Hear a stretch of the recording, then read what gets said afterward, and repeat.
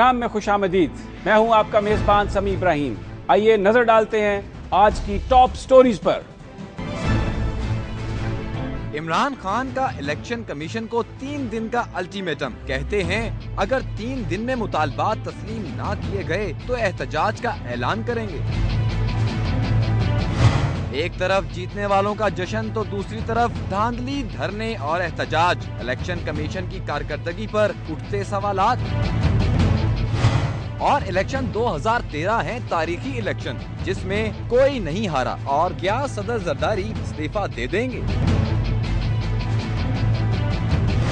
बरतानवी high commissioner Adam Thompson ने कहा है कि अल्ताफ हुसैन के नफरत अंगेज बयानात से मुताल्लिक सैकड़ों शिकायत मिली हैं। इल्जामात साबित होने की सूरत में उन्हें कैद हो सकती है।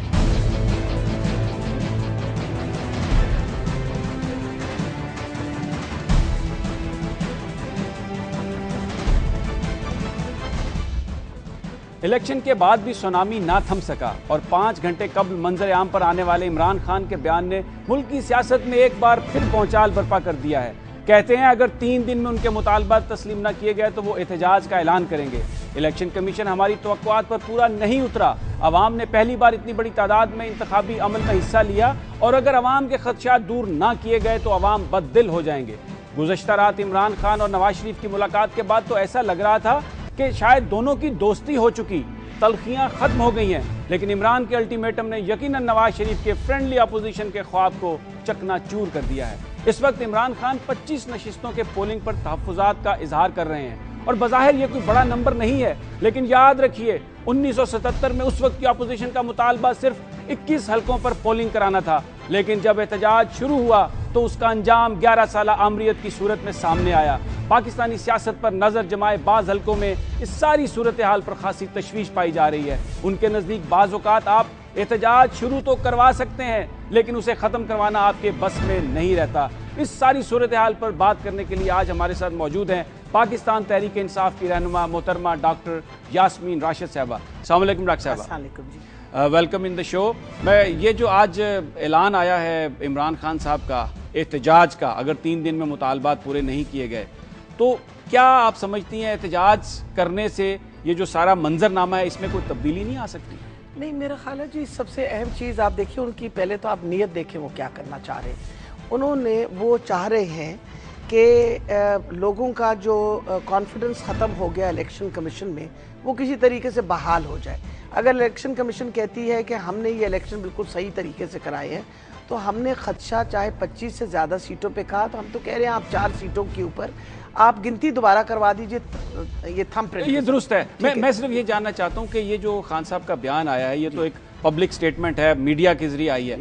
क्या इलेक्शन कमीशन के साथ आप कोई बाकायदा तौर पर गुफ्तगू आपकी हो रही है इन मुतालबात के हवाले से? बिल्कुल, मैं आपको ये बता रही हूँ कि बाकायदा यानी पटिशन्स दे दी गई हैं। ये चीज़ जो है रिटन में भिजवा दी गई है और रिक्वेस्ट की गई है कि आप 4 जगहों पे आप सिर्फ थंब प्रिंटिंग पे कर दें। और फिर पहले हमने नादरा के साथ भी अपना बाकायदा बात की, डिस्कस किया कि क्या ये मुमकिन है, तो उन्होंने ये बताया कि 48 घंटे के अंदर कम से कम हम एक कॉन्स्टिट्यूंसी की बड़ी आराम से कर लेंगे। हम ये चाहते हैं कि देखिए एक बहुत बड़ा यानी आप देखें कितना बड़ा टर्न आउट था, यानी 62% लोग आए। बहुत ये बात तो बिल्कुल दुरुस्त है, वो टर्न आउट भी देखा और वो उस हवाले से सारे इल्जामात भी आ रहे हैं। जो दूसरी सियासी जमातें हैं वो भी बहुत इस हवाले से कई सदाए एहतजाज बुलंद कर रही हैं। आपने एहतजाज का ऐलान किया, आपकी पार्टी ने 3 दिन के बाद, अगर पूरा ना हुआ आपके मुतालबात, दूसरी जमातों से भी आप एहतजाज के हवाले से राब्ते में हैं? नहीं जी, अभी तक तो किसी से राब्ता नहीं किया। खान साहब ने जो स्टेटमेंट दी है वो ये दी है, जो हमें कहा गया है कि 3 दिनों तक अगर नहीं तो हम हंगामी इजलास बुलाएंगे और हम बाकायदा एहतजाज का आपको पूरा प्रोग्राम बता देंगे। वजह यह है कि हम बिलीव करते हैं। मैं इसी प्रोग्राम पे आपसे बात करना चाहता हूँ। डेफिनेटली आपके जहन में, तहरीक इंसाफ के जहन में कोई प्रोग्राम तो होगा कि एहतजाज किस तरह का किया जाएगा? मेरा ख्याल है, देखिए सबसे अहम चीज़ ये है कि आपको शायद याद हो कि खान साहब ने एक प्रोटेस्ट मार्च के बारे में जिक्र किया करते थे कि अगर ना हुआ तो हम एक प्रोटेस्ट मार्च करेंगे। मकसद ये कि ये चीज़ फिर भी, क्योंकि खान साहब मशावरत में बिलीव करते हैं, तभी उन्होंने ये कह रखा है कि 3 दिन का टाइम दीजिए, संडे को इजलास बुलाइए। अगर ये बात ना मानी तो हम मुशावरत के साथ एक बाकायदा प्रोग्राम दे देंगे, क्योंकि ये सबसे अहम चीज़ है। अगर हम चाहते हैं कि आइंदा आइंदा नस्लों के लिए एक दफ़ा साफ शफाफ इलेक्शंस का ऐलान हो जाए तो मेरा ख्याल ये सबसे अहम कदम होगा डेमोक्रेसी के लिए। अच्छा, ये तो आप दुरुस्त फरमा रही हैं कि सबसे अहम कदम होगा डेमोक्रेसी की तरफ, लेकिन बाज़ हल्के ये कह रहे हैं कि अगर आपने एहतजाज शुरू कर दिया तो कई दफ़ा ऐसा होता है कि एहतजाज शुरू तो आप कर लेते हैं लेकिन उसको फिर ख़त्म कराना आपके बस में इसलिए नहीं रहता कि और भी बहुत सारी कुव्वतें उसमें शरीक हो जाती हैं। देखिए, मेरा ये ख्याल है कि बहुत दिलजोई हुई है लोगों की। आप अंदाज़ा लगा, ये जो आपने देखे हैं ना सारे जो प्रोटेस्ट हो रहे हैं, ये कोई पार्टी के इंस्ट्रक्शंस पे नहीं हुए।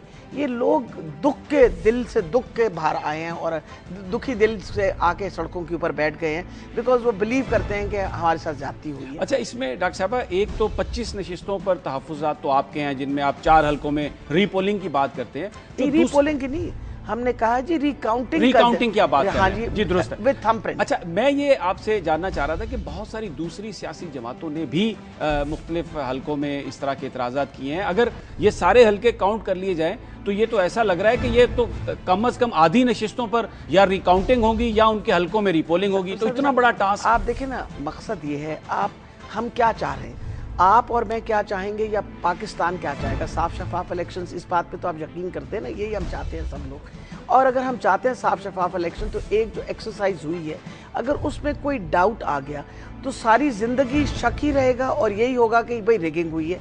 अगर ये किसी तरीके से हम, और जबकि ये अब हर चीज़ कंप्यूटराइज्ड है, बायोमेट्रिक्स मौजूद है, अगर नादरा वाले कहते हैं हम कर सकते हैं और ये एक्सरसाइज ये बात आपकी दुरुस्त है, लेकिन ये तो टेक्निकल चीज़ें हैं। डेफिनेटली आपने वो उसका क्वेश्चन उठाया। मैं ये बार बार आपसे बात इसलिए कर रहा हूँ क्योंकि एहतजाज शुरू करना एक बड़ा अहम मामला है। हमने देखा कि 1977 में, अब तो 25 नशिस्तों की बात हो रही है, सिर्फ 21 नशिस्तें थी, लेकिन जब वो एहतजाज हुआ उसका वो इतना ज़्यादा दायरा उसका बढ़ गया। फिर उसके बाद आपने देखा 11 साल तक इस मुल्क में आमरीत रही। आप देखिए, एक बात तो आप पक्की, आमरीत तो फिर इंशाल्लाह हम कभी भी नहीं आने देंगे, आप फिक्र ना करें।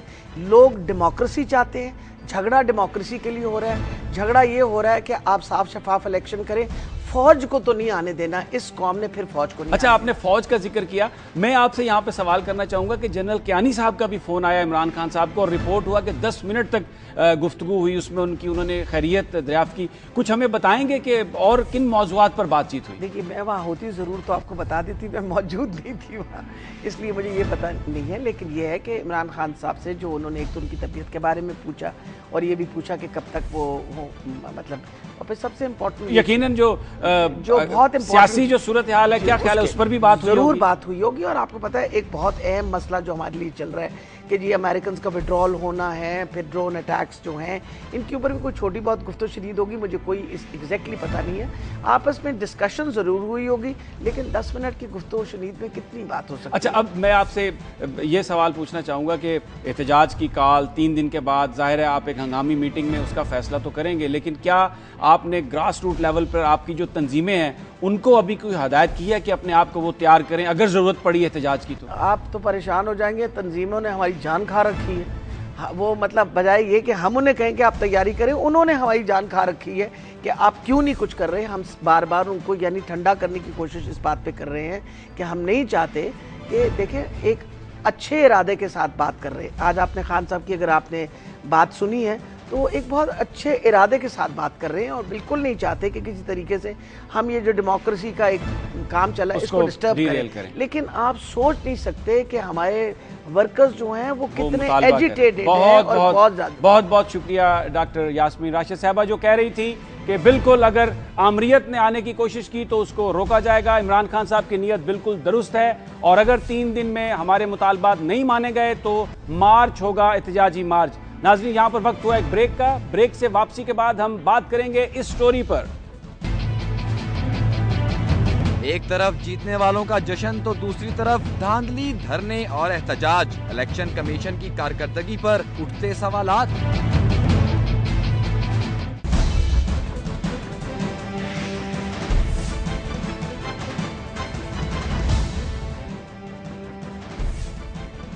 इंतखाबी गहमा गहमी को खत्म हुए 4 दिन गुजर गए, लेकिन इंतखाबात में मुबैना धांधली के खिलाफ धरनों का सिलसिला न सिर्फ अभी भी जारी है बल्कि हर गुजरते दिन के साथ इसकी शिद्दत में इजाफा होता जा रहा है। अगर वाकई धांधली हुई है तो लगता है अब की बार आवाम खामोश नहीं बैठने वाले, दूध का दूध और पानी का पानी होकर रहेगा। आज जहां सियासी जमातें कुछ हलकों में दोबारा इंतखाबात का मुतालबा कर रही हैं, वहीं नादरा से वोटों की तस्दीक भी कराना चाहती हैं, जो किसी सूरत नामुमकिन नहीं। इलेक्शन कमीशन के पास मौजूदा वोटर लिस्टों पर अंगूठों के निशान अभी मध्यम नहीं हुए। अब तो नादरा के चेयरमैन भी कह चुके हैं कि अंगूठे के निशान से वोटों की तस्दीक मुमकिन है। तो सवाल यह पैदा होता है कि वो कौन सी कुव्वतें हैं जो इलेक्शन कमीशन को रोके हैं। इलेक्शन कमीशन की खामोशी हालात को मजीद पेचीदा कर रही है। इलेक्शन कमीशन को मानना पड़ेगा कि जमहूरियत की बका के लिए इंतखाबी अमल की शफाफियत पर आवाम का यकीन नहायत ज़रूरी है। आज इलेक्शन कमीशन की कारकर्दगी पर सवाल उठ रहे हैं। इंसाफ में ताखीर इंसाफ से महरूमी के मुतरादिफ होती है और इलेक्शन कमीशन को अपनी साख बहाल करने के लिए सियासी पार्टियों के जायज़ एतराज़ात पर फौरी इक़दाम उठाना पड़ेंगे, नहीं तो धरनों का ये सिलसिला मजीद तूल पकड़ता नजर आता है। इस सारी सूरत हाल पर बात करने के लिए जंग से हमारे साथ टेलीफोन लाइन पर मौजूद हैं मखदूम फैसल सालेहात। अस्सलाम वालेकुम मखदूम साहब। मखदूम साहब, आपको मेरी आवाज आ रही है? हेलो जी, अस्सलाम वालेकुम मखदूम साहब। जी, अस्सलाम वालेकुम। जी समीर साहब। मखदूम साहब, हम बात कर रहे हैं कि मुतालबा है, धरने हैं कि ये तस्दीक करवाई जाए वोटों की अंगूठों के जरिए, लेकिन इलेक्शन कमीशन ने इतना तो कहा है कि जिन हलकों में ज़रूरत होगी हम करवाएंगे, लेकिन एक इस तरह मुतालबे को तस्लीम नहीं किया कि जिन जिन नशिस्तों की निशानदेही की गई है वहाँ पर ये तस्दीक कराई जाए। क्या कहते हैं आप इस सारी सूरत हाल पर? समीर साहब, मैं इस पे अंगूठों की बात पे मैं अभी आता हूँ। उससे पहले मैं एक अर्ज करना चाहूँगा आपको कि कहा जाता है कि ये इलेक्शन बड़े शफाफ और बड़े मुनसफाना हुए हैं।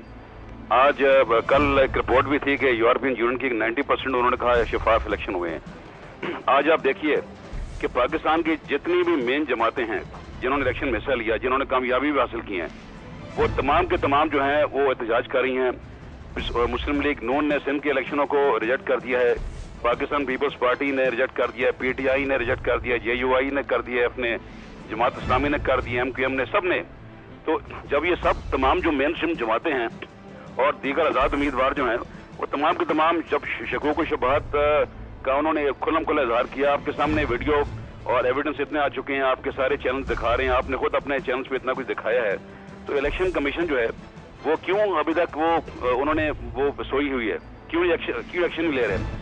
और खास तौर पर मैं इसलिए बात करूंगा जी पाकिस्तान की तारीख के पहले इलेक्शन है जिसपे इलेक्शन कमीशन ने कहा था कि हमने इनको फुल प्रूफ बनाया है, हमारे पास टेक्नोलॉजी है और सबसे बड़ी टेक्नोलॉजी उनके पास जो है वो नादरा की डेटा बेस है। आप खुद देखिए कि इलेक्शन से पहले इन्होंने नादरा के हवाले से इन्होंने आपको बताया कि आप हमसे जो इन्फॉर्मेशन चाहिए हमारा नादरा के साथ सेटअप है, आप हमसे हासिल कर सकते हैं। तो टेक्नोलॉजी को इन्होंने खुद इंट्रोड्यूस किया, उसको इंकरेज किया। आज हर हल्के में या बहुत से हल्कों में जो धांधली की या वोट रिगिंग की या बोगस बैलेटिंग की जो बातें हो रही हैं, उसका वाहिद हाल एक ही है कि इनके पास डेटा पड़ा है अंगूठों का। हर वोटर जो है उसका शनाख्ती कार्ड भी मौजूद है, उसके ऊपर काउंटर फाइल के ऊपर, और साथ उसके अंगूठे भी लगे हुए हैं। अच्छा मखदूम साहब, ये आप बिल्कुल दुरुस्त फरमा रहे हैं, मुतालबा भी यही है। मैं आपसे ये जानना चाहूँगा कि आप बहुत अरसे से सियासत में हैं, आपकी मामलात पर गहरी नज़र है, क्या वजह है कि इलेक्शन कमीशन इस मामले पर वो कदम नहीं उठाता जिसकी डिमांड की जा रही है? कौन रोक रहा है इलेक्शन कमीशन को?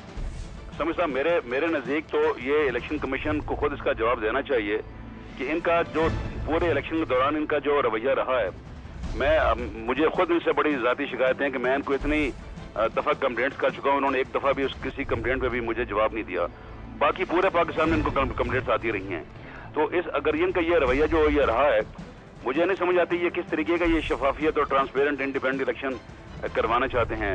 अच्छा मखदूम साहब, मैं आपसे ये जानना चाहूँगा कि कराची के हवाले से, लाहौर के हवाले से, पिंडी के हवाले से, शहरों के हवाले से तो जो धांधली की शिकायत हैं वो आई भी हैं, वहाँ पर धरने भी हैं। कुछ हमें बताइए, जो देहाती इलाका था जैसे आपकी सीट थी, वहाँ पर क्या सूरत हाल थी? आप किस हद तक मुतमईन हैं अपने हल्के में और जो आपके इर्द गिर्द के हल्के हैं वहाँ पर जो पोलिंग हुई उस सारे अमल से? सम साहब, ये आपने बहुत अहम सवाल किया है क्योंकि पिछले 3-4 दिनों से जो पूरा फोकस जा रहा है वो जा रहा है शहरी इलाकों में। ये शहरी इलाकों में धांधली हुई है, रूरल एरियाज में जो देहाती इलाके हैं वहाँ पे फोकस कम जा रहा है। सबसे ज्यादा धांधली जो है वो देहाती इलाकों में हुई है। मेरे अपने हल्के में मैंने इलेक्शन कमीशन को तहरीरी सबूत दिए हैं, मैंने वीडियो के सबूत दिए हैं, मैंने उनको बताया है कि 30 से 35 हज़ार बोगस वोट डाले गए हैं और मैंने उनसे मुतालबा किया है कि आप इनकी स्कैन करवाएं। अगर मेरी बात गलत होगी तो मैं सबसे पहला इंसान होगा जो अपने मुखालिफ उम्मीदवार अगर वो जीत जाता है उसको मुबारकबाद दूंगा। लेकिन बात यह है कि ये धांधली इतनी बड़ी भड़की हुई है। कुछ मजीद तफसील बताइएगा, जो आपने बोगस वोटिंग की बात की है 30,000, वो किस तरह डाले गए हैं? क्या बैलेट बॉक्स भर दिए गए? कोई प्रिजाइडिंग ऑफिसर कहीं